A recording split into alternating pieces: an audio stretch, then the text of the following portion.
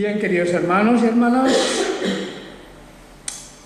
venimos desde hace ya bastante tiempo hablando sobre la providencia divina y sobre el tema en los últimos domingos de la relación que eso tiene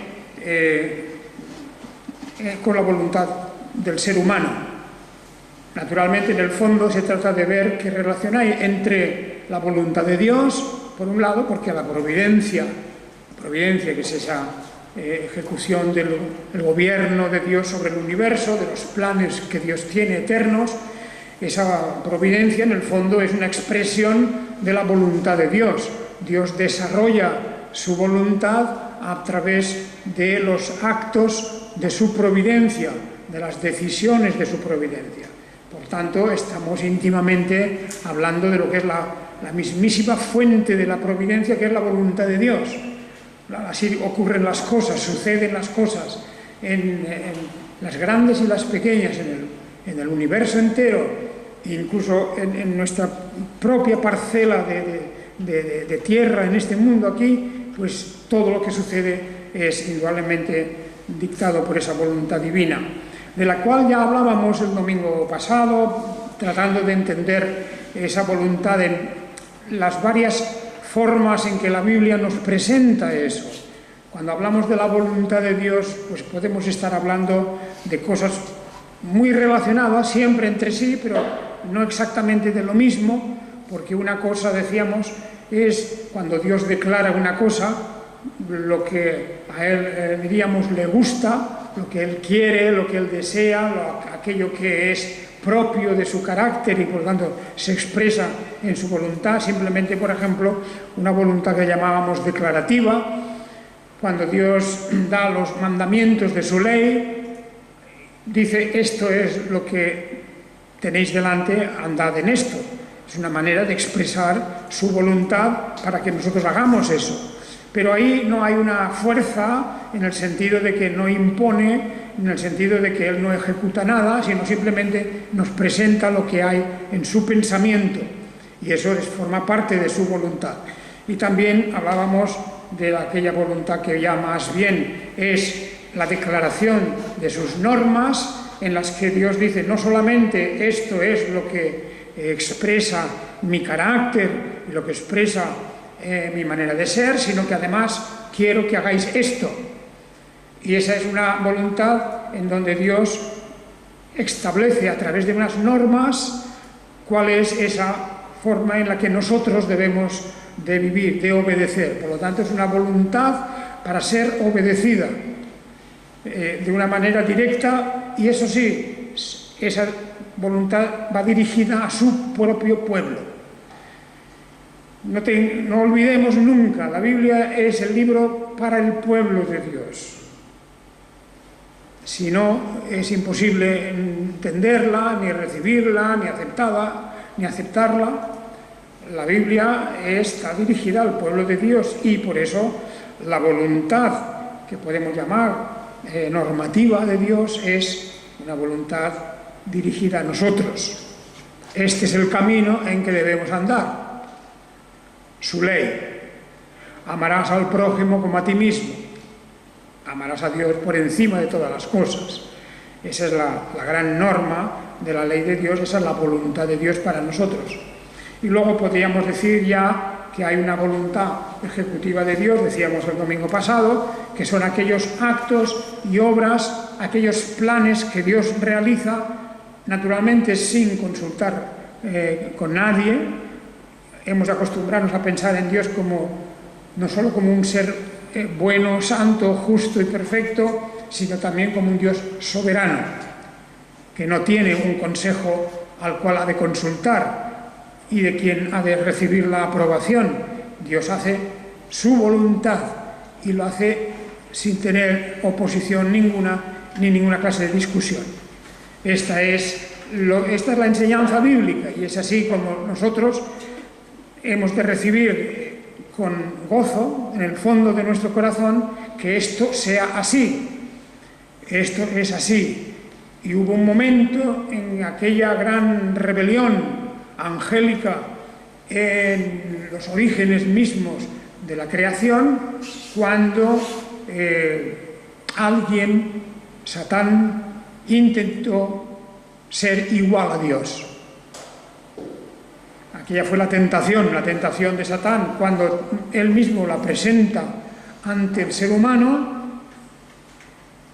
cuando Adán le propone la desobediencia, la rebeldía, le dice: es porque Dios no quiere que hagáis esto, porque Él sabe que seréis igual a Él.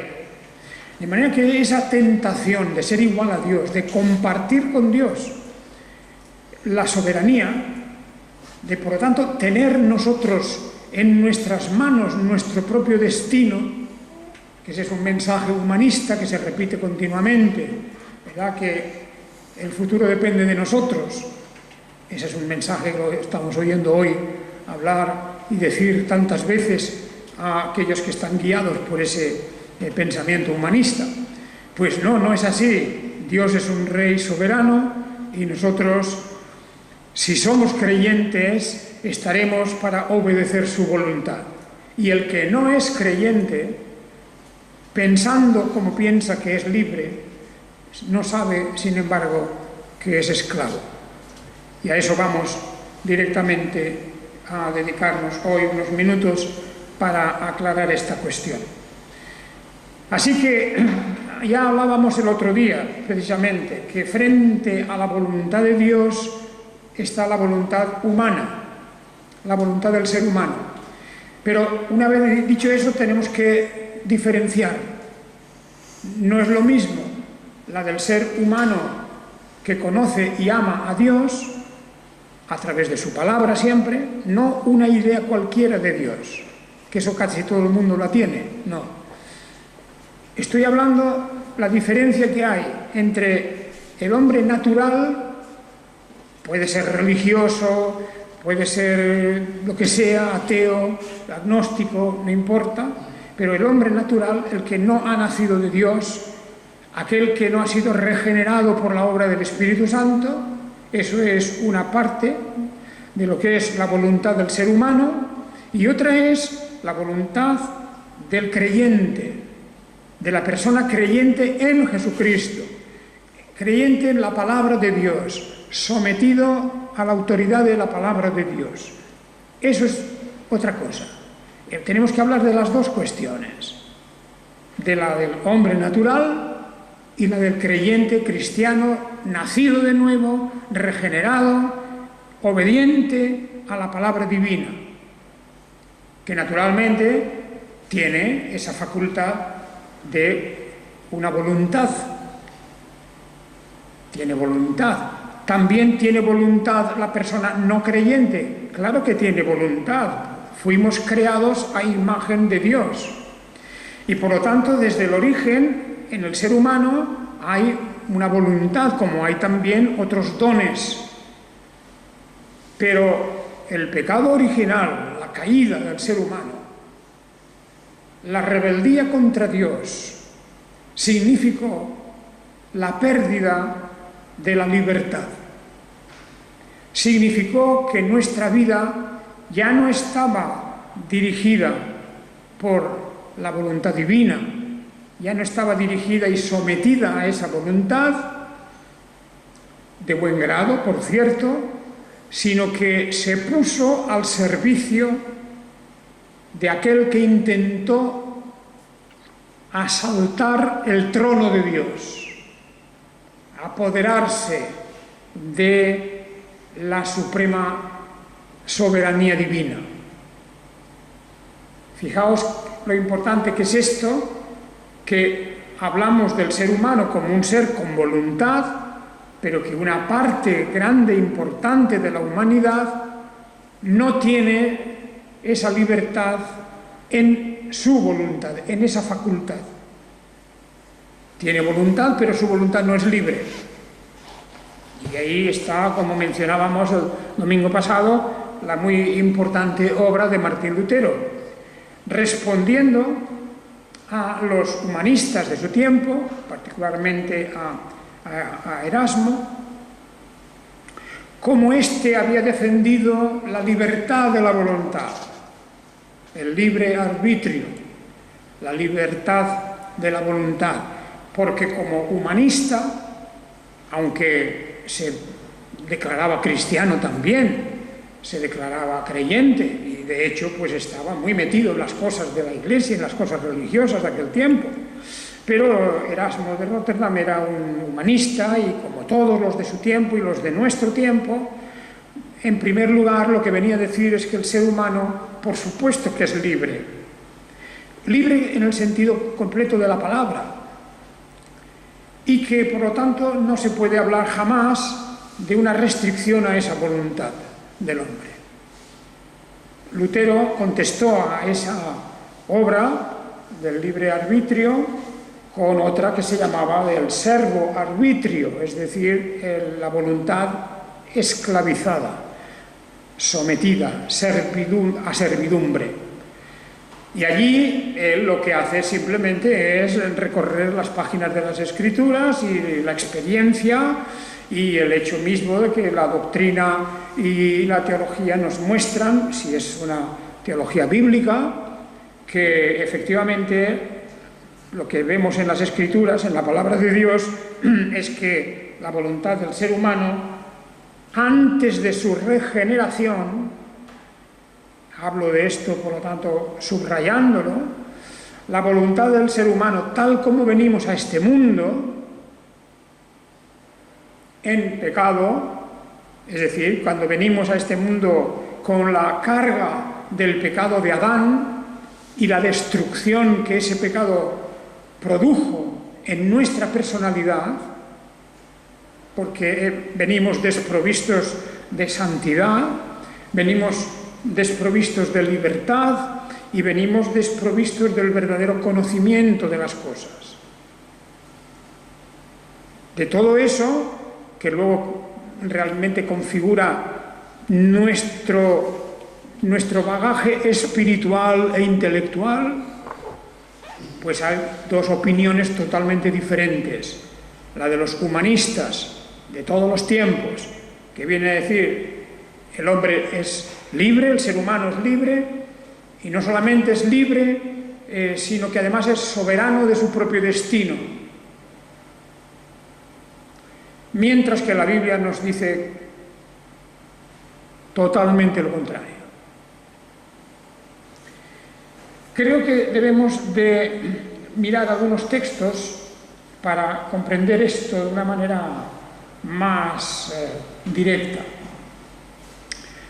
En el Evangelio de San Juan, allí en el capítulo 8, hay un incidente muy importante, una discusión de Jesús con los fariseos y en general con todos los que formaban la élite de la religiosidad judía de aquel tiempo. Y ahí en Juan capítulo 8 hay esa discusión, ese diálogo del que los judíos salen pues realmente muy ofendidos. Jesús, en relación con los incidentes que habían ocurrido recientemente, viene a decirles a estos judíos, visto el rechazo, visto la actitud que ellos tenían hacia él,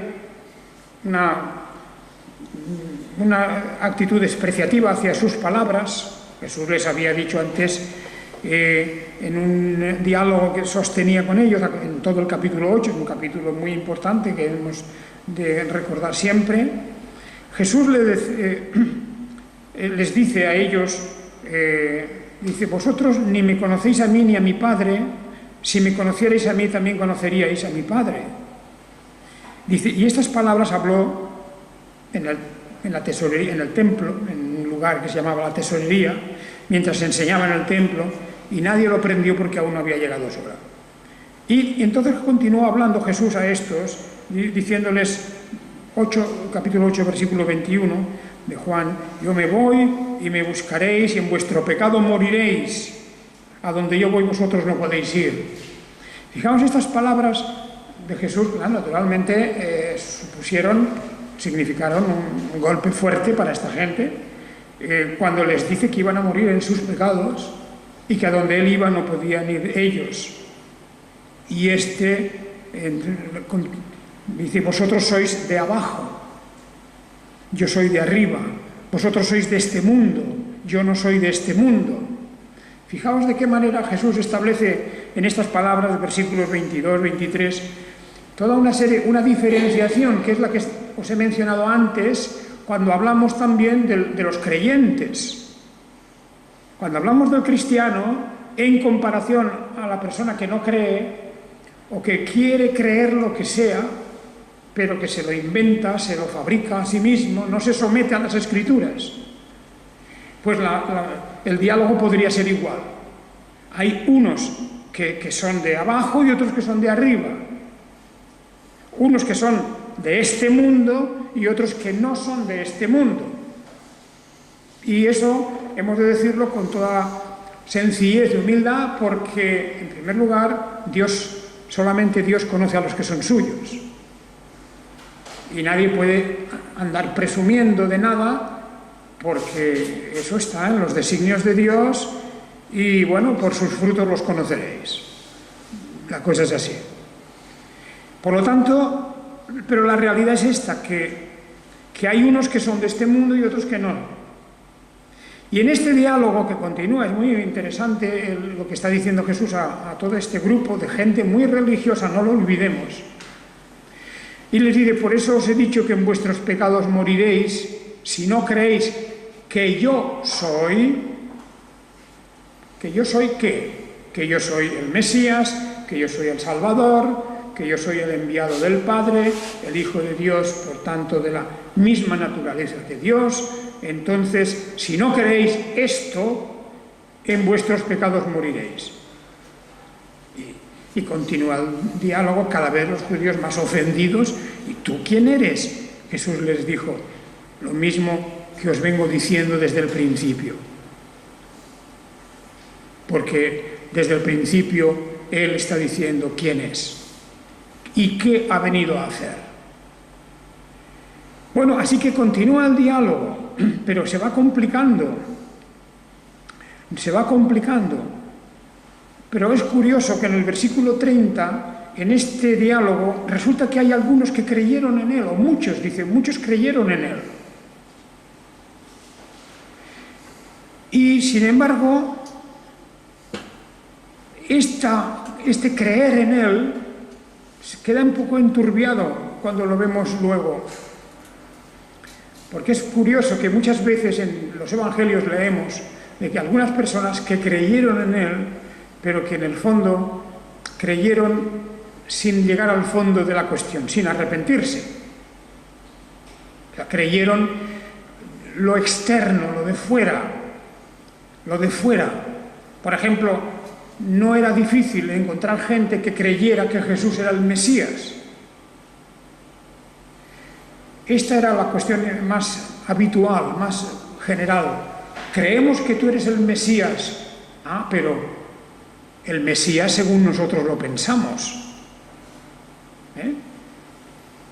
Hay muchas personas, igual que los judíos de entonces. Yo creo en Jesucristo. Ahora bien, en Jesucristo tal como yo me lo imagino. No como lo dicen las Escrituras. Es otra cosa. De manera que podemos encontrar hoy multitud de personas en el mundo que pueden decirnos, yo creo que en Jesús. Incluso pueden decirte que Jesús es el Salvador. Aquí había gente que creía que Jesús era el Señor, que Jesús era el Salvador, que Jesús era el Mesías. Todo eso lo quisieron hacer rey. Pero luego todo eso quedó en nada, era una nube, quedó deshecho. Porque a la hora de la verdad, a la hora de la realidad, esta gente no creía en verdad. Lo que tenía que creer, que además tiene que venir juntamente con el arrepentimiento. Por esto, Jesús les decía a los judíos, fijaos cómo empieza el diálogo, en el versículo 31 de Juan 8. Jesús decía entonces a los judíos que le habían creído Es curioso que hay un cambio aquí. Antes hemos leído, muchos creyeron en él. Ahora nos dice, los judíos que le habían creído, que habían creído sus palabras, pero indudablemente con una interpretación por lo que vemos ahora. Jesús les dijo, si vosotros permanecéis en mi palabra, sois verdaderamente mis discípulos y conoceréis la verdad y la verdad os hará libres. Le respondieron, descendencia de Abraham somos y jamás hemos sido esclavos de nadie. ¿Cómo dices tú, seréis libres? ¿Veis? Aquí es la cuestión. Ellos ya daban por descontado que eran libres. Por eso, fijaos la diferencia de las interpretaciones, de cómo la gente lee, cómo la gente escucha, cómo entiende. Parece como si tuviera que pasar por un filtro y nadie se ha quitado ese filtro. El filtro por donde entran las cosas de Dios, pero ahí en ese filtro pasa algo, ocurre algo. Y es la interpretación que se hace de estas cosas. Y estos que acababan de decir, pues creemos esto, sí, nosotros creemos. Incluso creemos que tú eres el Mesías.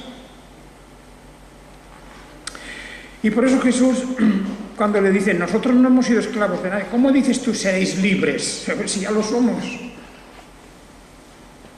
Y Jesús le respondió, de cierto os digo que el que practica el pecado es esclavo del pecado. Y el esclavo no queda en la casa para siempre, es el hijo que queda para siempre. Así que si el Hijo os liberta, seréis verdaderamente libres. Esta es la cuestión. Hay una libertad diferente, no la libertad de los que estaban orgullosos de que eran descendientes de Abraham. Claro, yo soy de una cultura, yo soy de una religión, yo soy de una época, yo soy libre y lo canto por ahí, digo todas las cosas sobre la libertad, pero todo eso es la idea de libertad que ha pasado por ese filtro humano que todavía no está limpio, porque es donde se encuentra toda la cultura humana, humanista. Y Jesús por eso va directamente a la cuestión. Como dice, sí, yo ya sé que soy de Abraham, pero dice, sin embargo, habéis procurado matarme. Y ahí saca una cuestión muy importante.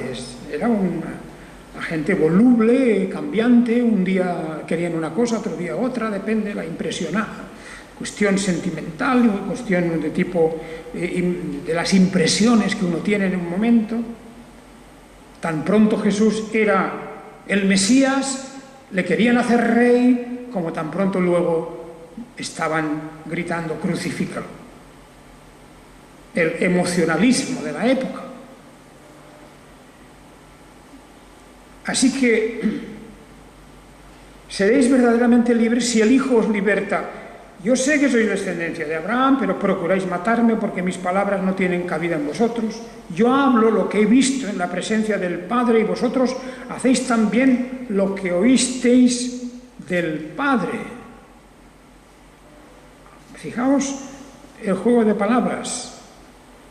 Yo hablo lo que he visto en la presencia del Padre. En una Biblia en español esto nos ayuda, que hemos puesto la palabra Padre con mayúscula. Lo que he visto en la presencia del Padre, y vosotros hacéis también lo que oísteis del Padre. Aquí hay una nota en el versículo 38, porque algunos manuscritos ponen lo que oísteis de vuestro Padre. Pero los mejores manuscritos no dicen de vuestro Padre, sino del Padre. Y ellos dicen, pues nuestro Padre es Abraham. Lo aclaran ellos mismos. Nuestro Padre es Abraham, y Jesús entonces replica, fijaos cómo se va complicando el diálogo. Si fuerais hijos de Abraham, las obras de Abraham haríais.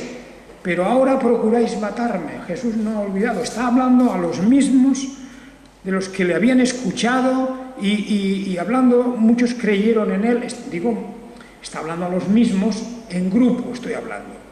No digo que no tenemos nombres de personas, pero en grupo, en general. Ahí habrían muchos creyentes sinceros también. Vosotros procuráis matarme a un hombre que os ha hablado la verdad, la cual oyó de parte de Dios. No hizo esto Abraham. Vosotros hacéis las obras de vuestro padre. Le dijeron, nosotros no hemos nacido de fornicación, un solo padre tenemos, Dios. Y Jesús les dice, si Dios fuera vuestro padre, ciertamente me amaríais, porque yo procedo y he venido de Dios, no he venido de mí mismo, sino del que me envió. ¿Por qué no entendéis mi lenguaje? Fijaos que a mí este es uno de los textos que más me llaman la atención, porque es que es verdad, es que es el lenguaje, es el mensaje que no lo entienden. La mente bloqueada, la mente que está ahí, diríamos, envuelta en todo lo que es la cultura de nuestro tiempo, la cultura atea, la cultura que desprecia prácticamente todo lo que estamos hablando nosotros aquí hoy. Y aunque esta gente se declaraba creyente, se declaraban hijos de Abraham, se declaraban incluso partidarios de Jesús en algún sentido, sin embargo, no entendían de qué hablaba.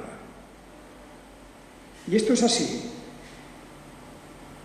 porque habíamos hablado hace algún tiempo de la mente de Dios y la mente natural, la mente de Cristo, mejor dicho. ¿Hay en vosotros este mismo sentir, el de la mente de Cristo? Cuando eso se tiene, se comulga con ello, cuando realmente la mente de Cristo está dominando nuestra propia mente, entonces todo este lenguaje es fácil. Pero ellos no podían entenderlo. Y finalmente Jesús les suelta la verdad, les dice las cosas para que las puedan comprender.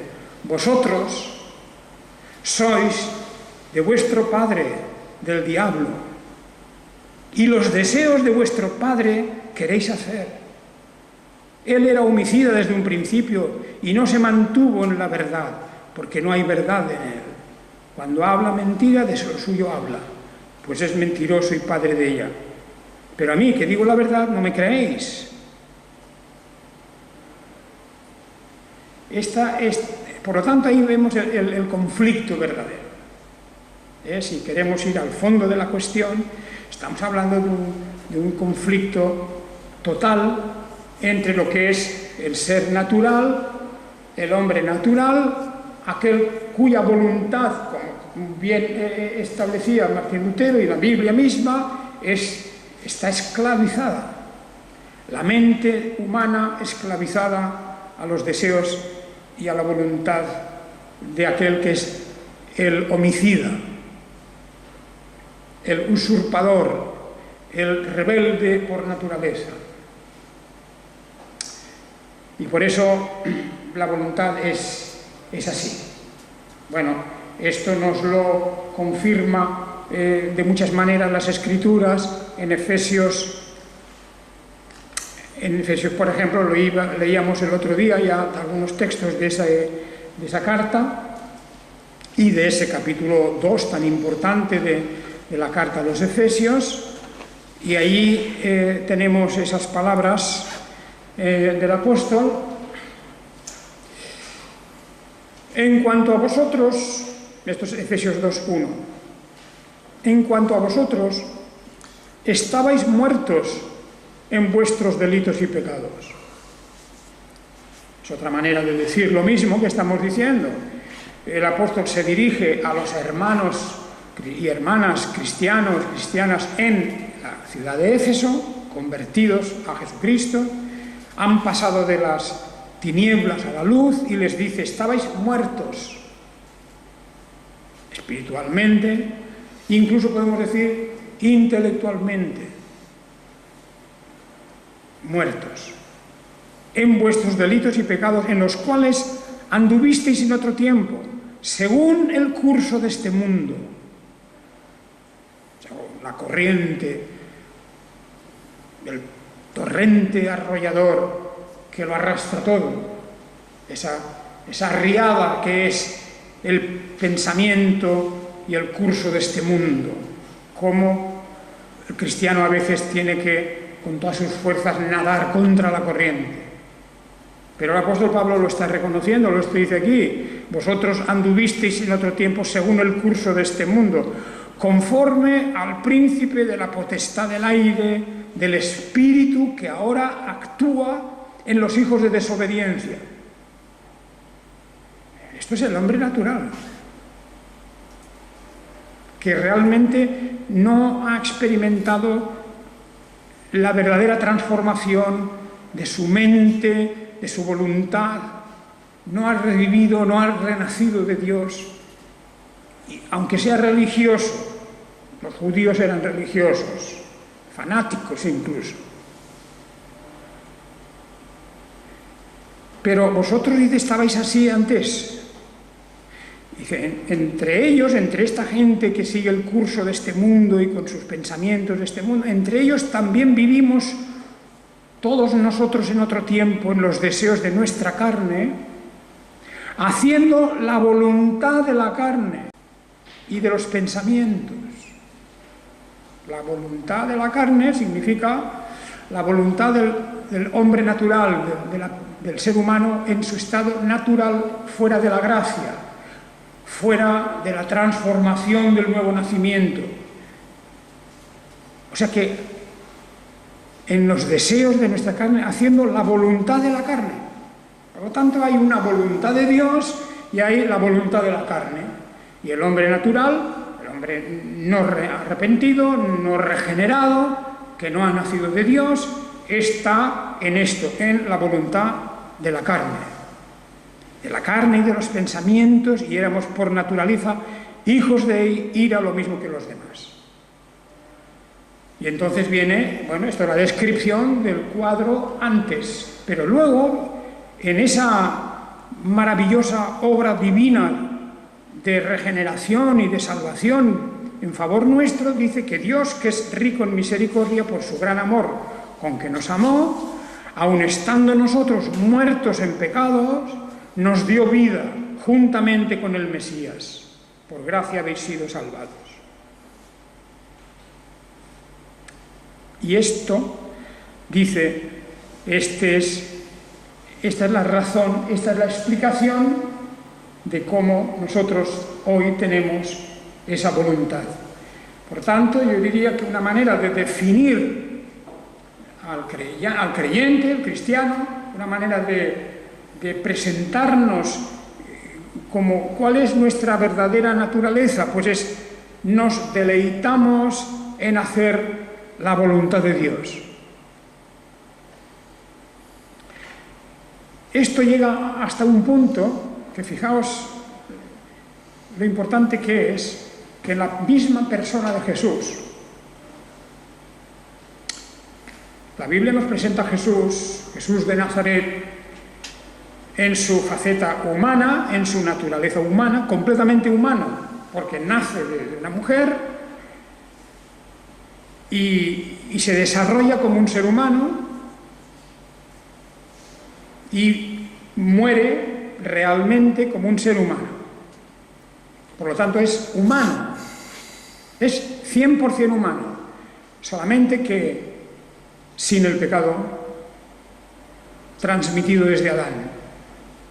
Su naturaleza es una naturaleza humana limpia. Pero como ser humano, él también tiene su voluntad. Naturalmente, como Adán, antes del pecado, tenía su voluntad. Y hay un momento en la vida de Jesús hombre, cuando va a enfrentarse ante la muerte, con la muerte, en que su voluntad como humano es una voluntad que es diferente de la voluntad de la divinidad. Es diferente, no digo que sea contradictoria ni opuesta, digo que es diferente, porque una cosa propia del ser humano es su instinto y su voluntad de supervivencia. Y en el momento de la pasión, Jesús pronuncia unas palabras que todos recordamos, ante el hecho mismo de que Él va a morir, pidiéndole al Padre, si es posible, aparta esta copa de amargura, esta amenaza de muerte, esta vergüenza del pecado, todo esto que hay sobre mí, aparta esto si es posible. Pero, dice, todos lo recordáis, las palabras suyas, empero no se haga mi voluntad, sino la tuya. Porque el Jesús que está hablando es el Jesús hombre. Y se somete, porque en Él no hay pecado ni rebeldía, Él se somete a la voluntad del Padre. Y ahí vemos lo que realmente debe de ser también la postura, la posición de un cristiano. No se haga mi voluntad, sino la tuya. Esa es la actitud del cristiano, porque tenemos voluntad, y nuestra voluntad es una voluntad humana, de seres humanos.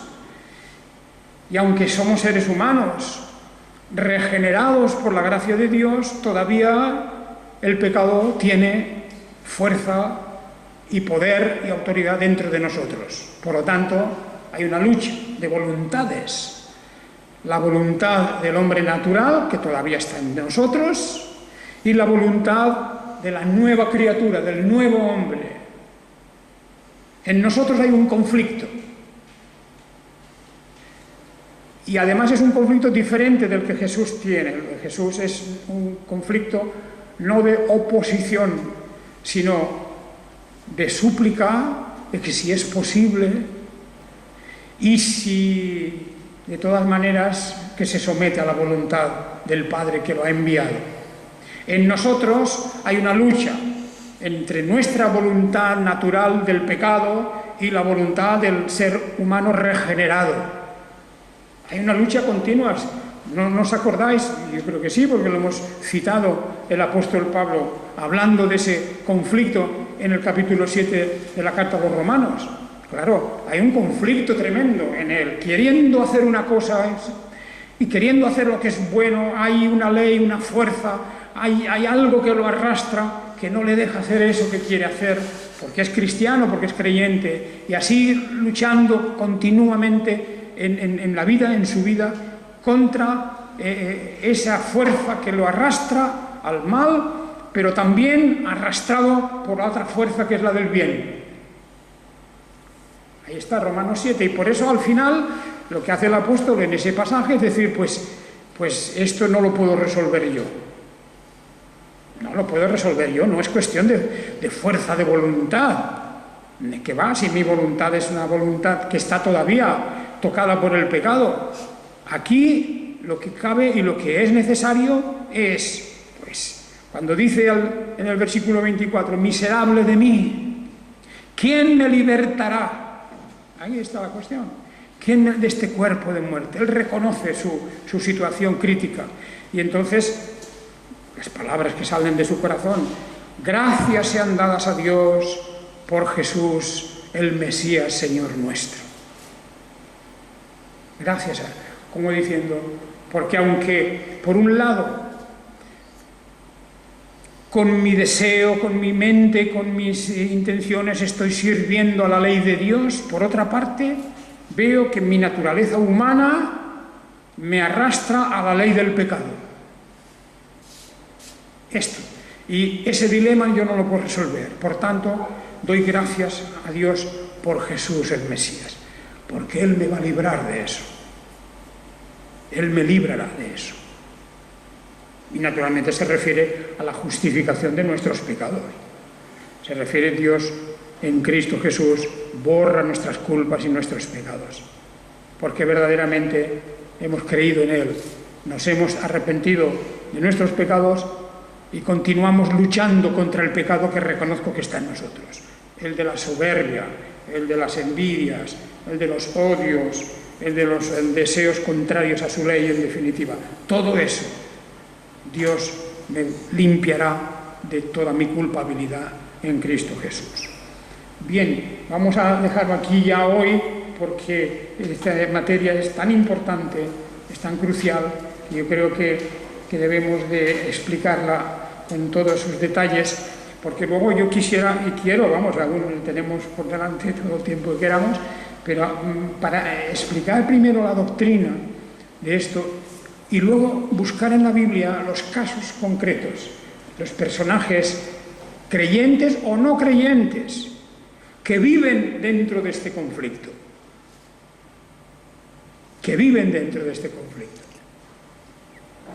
No es lo mismo hablar del rey Saúl que del rey David, por ejemplo, y de otros muchos reyes y personajes en las Escrituras, en el periodo de los jueces también. No es lo mismo hablar de aquellos judíos que fueron al exilio y se amoldaron y se acostumbraron a toda la cultura de Babilonia, que aquellos que permanecieron fieles a la ley de Dios y tuvieron que pasarlo con dificultades.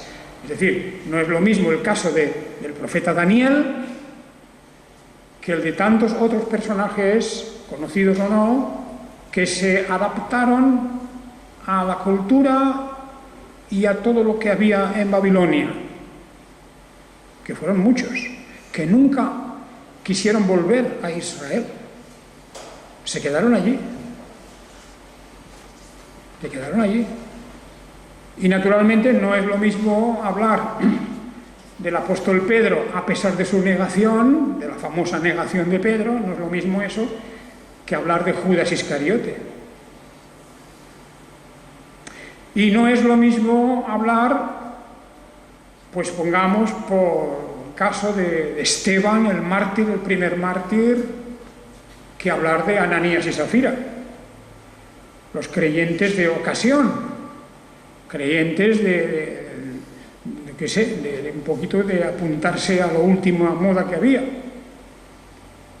O sea que tenemos una serie de ejemplos que podéis vosotros ampliar mucho en la comparación de quienes viven en conformidad, o por lo menos, diríamos, se esfuerzan de verdad, como el apóstol Pablo aquí, cuando dice: miserable de mí, ¿quién me libertará de este cuerpo de muerte?